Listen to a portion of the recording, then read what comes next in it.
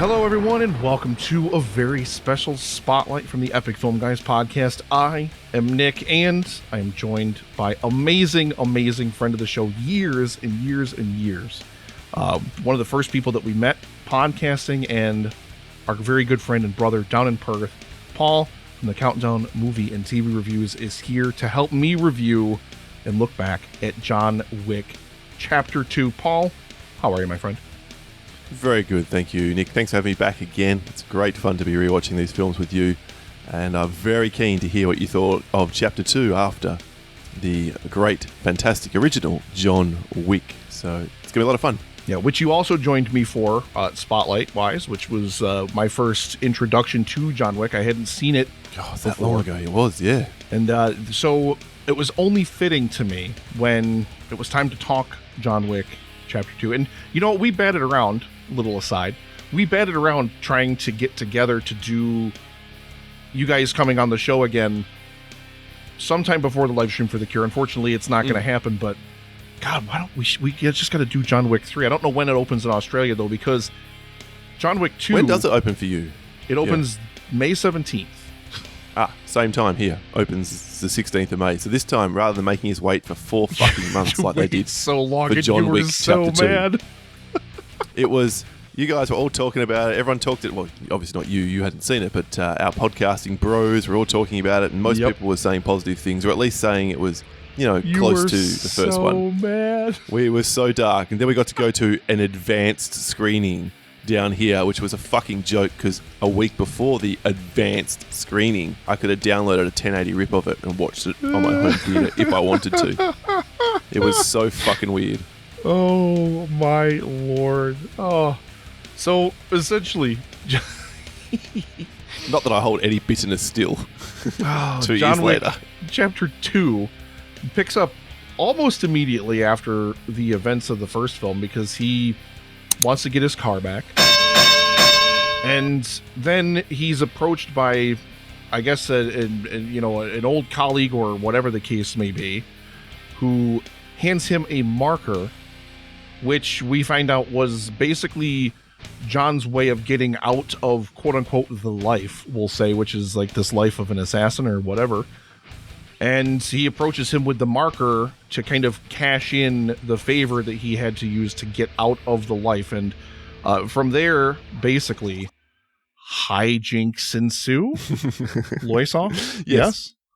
But I think even before you get there, though, you've got to acknowledge that first action scene, which, all right, so how does Stileski and co and the writer managed to up John Wick?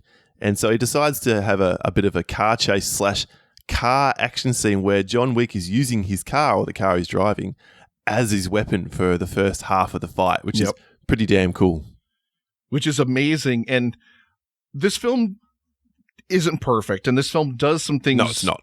wrong that I think we'll talk about. But the opening action sequence especially, number one, when it's John Wick, the only real point of John Wick is just legitimate balls-to-the-wall action. Like, you hit the throttle and you go literally for most of the runtime of the film. Like, you just go. And that's what was so great about the first film, is because you really feel that the whole way through. Maybe not so much at some points in this film, but like I said, we'll get to that. But they did the opening, I think, pretty perfectly. And the way that these action sequences are shot, I'm glad you mentioned, yes. John Wick 1 and in John Wick 2, and I definitely want you to talk about this as well, but the great thing is there's so little cutting.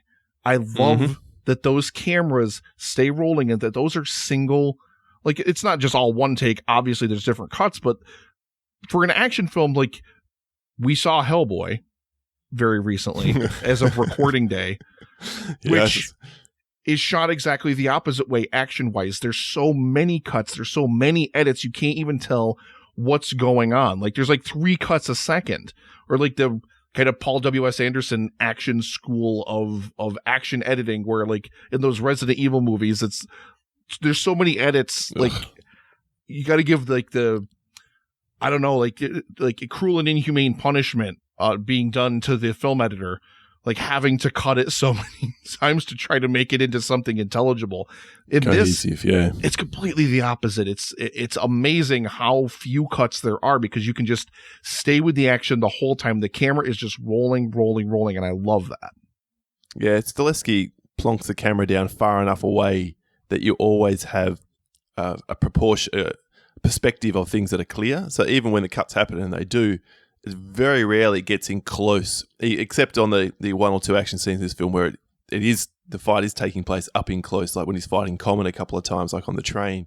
Then we get a little bit closer because the demands of the environment effectively make it so. But otherwise, it's as far out and as wide as it can be. So you can still see it's Keanu doing his own stunt work, which, by the way, for a man who's the upper side of 50, he is in phenomenal nick. And you see those videos of him doing the training with the weapons and the like. He is totally believable.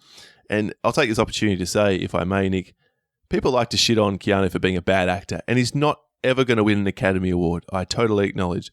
But as far as being a kick-ass action hero, as far as starring in, 2 or 3 of the most iconic film series now, at least in the action set of the world, of sort of all time, he has a huge legacy, and he is the nicest guy to boot. All the stories about him are he's just an A-class top bloke who's... Especially with the life that he's had. He's had a tough life, too. Life has kicked him in the guts quite a few times, and rather than become a bitter and nasty prick of a rich person, he's still a down-to-earth, nice guy. So I've got nothing but love for Keanu Reeves, even if I do think sometimes his acting is not the best. Yeah, and even in this film, like, when it comes to just like some of the dramatic scenes, we'll say, not that there's much in terms of dramatic scenes in the film or anything, but even like he's definitely, you're right, he's not going to win any. He does not have like a ton of range or anything like that, but what he does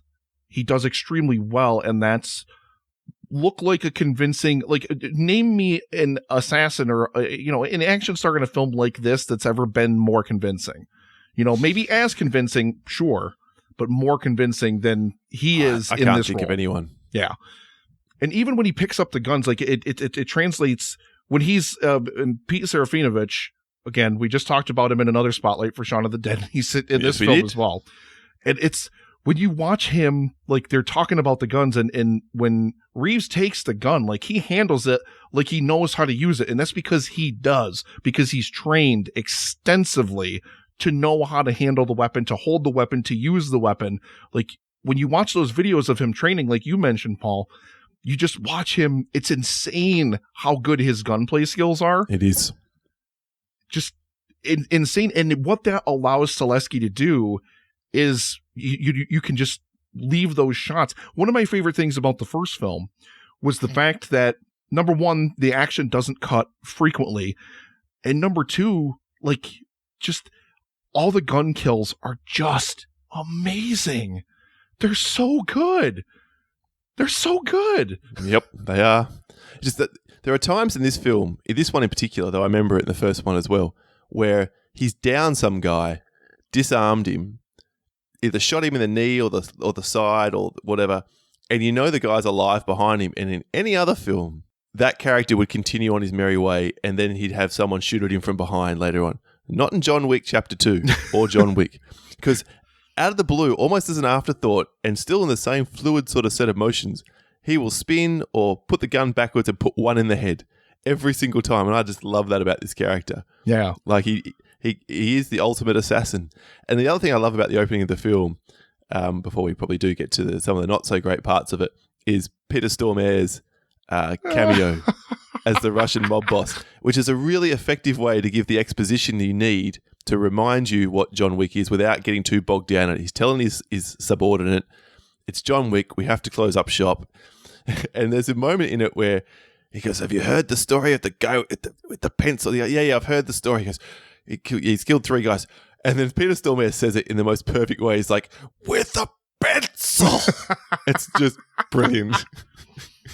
Oh, it's amazing. And I liked that too, because my wife hadn't seen the film, the first film, I should say. And it serves in a sequel sense. It's one of those sequels that you don't necessarily have to see the first film. I mean, see the first film, see it, please. Oh, yeah. But you don't have to to get this one, because Peter Stormare offers a very, very quick recap, like at the beginning of the film.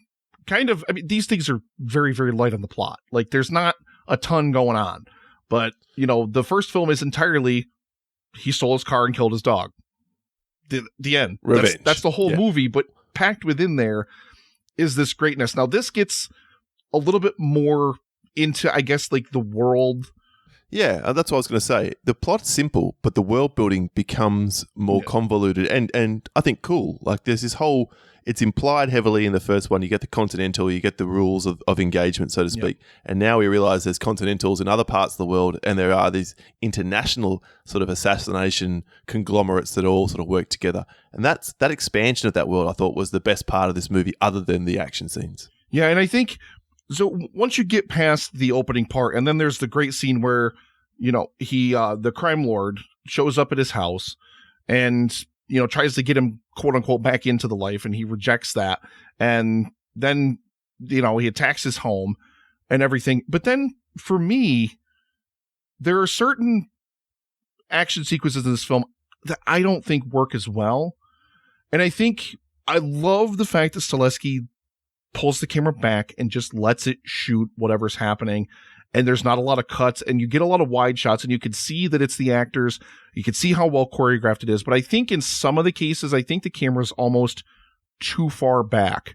I think it's almost too far removed from the action. Like, there's certain action sequences, like when he's escaping from, I don't know, the ruins or the museum, whatever that is. Which is the best part of the movie by a mile. By far. And that is up close. It's dark. It's great. And I mean, you could see how perfectly he's planned this. He's got all of his guns stashed in perfectly strategic locations. He retreats, falls back, gets the gun, takes it, popping guys left and right, blood sprays everywhere. It's absolutely amazing. But I think there's other sequences in the film where it's too far away. The camera's a little bit too far back, and it's a little bit too removed from the action. Whereas I wanted it to be just a touch closer, just a little bit closer, so that it just makes it feel a little bit more action packed. You know what I mean? It just amps up the tension, I think, a little bit more. Like you mentioned, there's two amazing fight sequences that he has with Common in this film, who is great. And the second one that they have on the train, I think, is my favorite of the two, even though the first one's no slouch either. Mm-hmm. But there's just some moments in the film where I just think there's one, I think that it's stairs. There's a sequence like outside with stairs, and the camera's it's too far back. I think get in there. I know that you don't want to cut and you don't want to edit, and I know that's a tough line to toe, but I just wish the camera would have been a little bit closer in some of those action sequences. I don't know. Okay. For me, if you frame the action just a little bit better and fill the frame with the action more, some of them feel like they're shots of the environment that happen to have a fight going on in them, if that makes sense. I don't know if it does or not, but that's kind of how they felt a little bit. That one didn't bother me so much. I think the last scene when he's pursuing the crime lord through the art gallery and the like, that one got a little repetitive of him using the same sort of move over and over to disarm, then kill a bloke. Yeah. And I really dislike Ruby Rose in this movie. She, I'm supposed to like her. She's Australian, but she just brings nothing. And I never bought her as being any kind of really good thug that worked for this crime lord. And so when their inevitable meeting happens, John Wick dispatches her really, really quick, and she's never she's no Common, let's say. Common, he actually felt like there was a real threat from him. Yeah, that was great. But yeah, I agree with you. And here's kind of Ruby Rose bringing her up makes it a perfect mention for this, but I have a problem with the subtitles that this film uses, because the subtitles have bought into this cool, like John Wick is cool. John Wick is a really, really cool series of films, and the action is really, really cool. And the subtitles are done in such a way that they're really flashy and that there's different colors used on certain words to emphasize them and things, where it's bought into its own coolness instead of just being a subtitle to just tell us whatever they're saying. Because Ruby Rose is mute, I guess, in the film or whatever. It doesn't really ever make that clear. Is she like hearing impaired, or did she just do sign language or what? I don't know what the case is, but I think she's mute. I don't think she's a hearing impaired, but I could be maybe wrong. It's like something with her like assassin, whatever, like she's whatever. But even still, like there's different moments when, they're doing, sign language or when there's different languages being used that instead of just having a subtitle, it's got to be like this cool subtitle that appears in the middle of the screen. And it's like there's one moment when, John Wick and Ruby Rose's character fight, and then he leaves and she's like, I'll see you around. And he turns back and signs back to her, sure. And it appears in red letters in the middle of the screen. Like, sure. Like, don't do that. Yeah, I see what you're saying. It's a little on the nose. It's a little bit on the nose. And I mean, for me, I think John Wick is cool. I think both films are really, really cool. This one less so, but don't throw it in my face. I don't need you to tell me that I should think it's cool. Let me think it's cool on my own. Well, we get that enough from the outfit when he's getting ready for the job and he's going to those various professionals, including our boy Peter Stefanovich. Is that Serafinovich, I think. Serafinovich, that's the guy. All those guys, that just oozes class. He's getting his would the gentleman like to see something for after dinner mint or whatever it is. Yeah. Like, the gentleman most certainly would. Yeah, that exchange is fantastic and all that stuff. And then we get to the end of the film. He breaks the cardinal rule. He kills someone on continental ground despite is it Winston? Is that what Ian McShane's character's name is? Yes. Yeah. And he basically says, "Don't do it, John. Don't do it." Bam. And then he comes to him and says, "Because I like you, I'll give you a break." And there's a great moment, as ridiculous as it is. I really appreciate this because it sets up the third film perfectly, where everyone stops walking around them and looks at him. Yep. Because they're all part of this assassination conglomerate. They're all going to try and kill him when the time comes. And John Wick realizes he can't kill Winston, which I'm glad he didn't, because that means we're going to get McShane in the third one again. And I love that bloke. I loved him. He's fantastic. I loved him in this one as well. And as well as Lance Reddick as the manager of the hotel, well, not the manager, the concierge. Concierge, who just watches his dog the whole time. Yeah. Which is great. John Leguizamo, just because he was in the first one, I guess he has to pop back up here. Yeah, he pops up. Doesn't do much, but he just pops up very, very briefly. I like the world that they're building in the film. My one kind of caveat with all of this is there's nobody at any stage of this, and I guess this is because of how like hardlined they live by their codes or whatever. It's just one of those kinds of things where I posted on Twitter even after I'm watching the movie. I'm like, doesn't anybody just say at one point, let's just leave him alone? Like, you know what? He's killed 400 of our men. Fuck him. With a pencil. Which there is a scene where he kills people with a pencil in the film, which is great. Which is absolutely great. Isn't there a point, and I mean, the logic of the universe, I think, honestly, can only stretch so far. And for me, it's like, I get that, they want to kill Wick. And I love kind of the way that they set him up in this film. Like, he's given an impossible task, but because it's a blood oath, he has to do it. And he does it, and then immediately everything is turned against him because he had no choice. It's a perfect setup, kind of. I love it. But at what point, at how many men do you lose, and how much of your infrastructure has he destroyed before you're finally like, you know what, fuck him? Nope, it's okay. Yeah, but then John. we don't get John Wick 3, Parabellum, and from the story point of view, I guess if you make one exception, then everyone else is going to think they can get away with it as well. So that's my rationale. Before we wrap up here, because we'll wrap up in just a few moments here and throw a rating on the movie, but is there anything else about this film necessarily that didn't work for you? No, I think the bad guy himself is oily and whatever, and I guess he serves his purpose, but I never grew to love him or love to hate him the way that I certainly did Alfie Allen's character in the first one. So that's also a little bit of a weakness. Yeah, I would agree. He's just kind of like, he's not really very investing. I don't think as a bad guy. Like, he's got a little bit of a swagger to him and whatnot.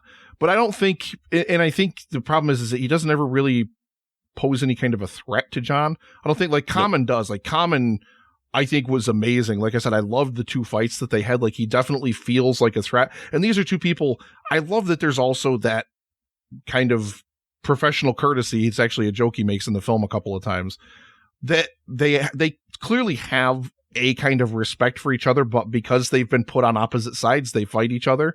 Like, they're not two people who necessarily would fight. And I kind of like that dynamic in the film.